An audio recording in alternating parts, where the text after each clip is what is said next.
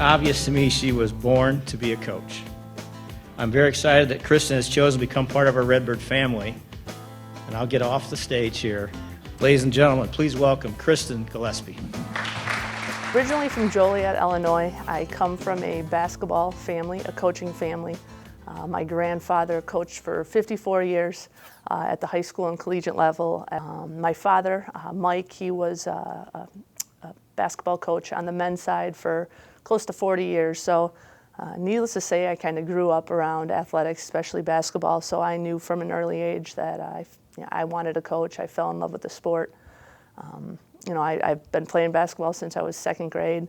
I went to North Carolina State for college. I got to play for the legendary Kay Yow, which was an unbelievable experience, and it was the best 8 years of my life, 4 playing and 4 coaching under Coach Yow, and it all had to do with her. Kay Yow was one of the greatest people you'll ever meet. Just really taught me how to be a great person every single day.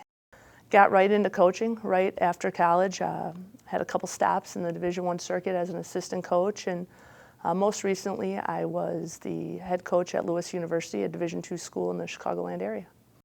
I didn't know if I would ever, become a Division I coach. It's not why I coach. I got into this profession because of the coaching role models that I had, and when this opportunity came about, going through the interview process, each stage I kind of made it past, the more excited I got, and I was just praying that Larry would choose me, and he did.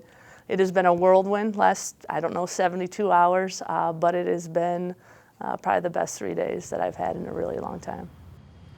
The moment I stepped foot on campus during my interview process, every person I met just kind of said the same thing. It is a great university, high academics, but what they kept talking about was the people here. This is what really sets us apart. It's such a family atmosphere. Everyone is so encouraging. They want athletics to do really well. And what else really excited me was just the fan base, the Redbird Nation. I think, it is very unique just how this community kind of embraces Illinois State, it embraces athletics. So I felt like this is just a gold mine. I just want our players to really believe in themselves, believe in what we're trying to do. And I think that's just comes from having expectations every day. We've talked about we're just going to ask them to do their best, to do their job to their best of their ability every single day, give great effort.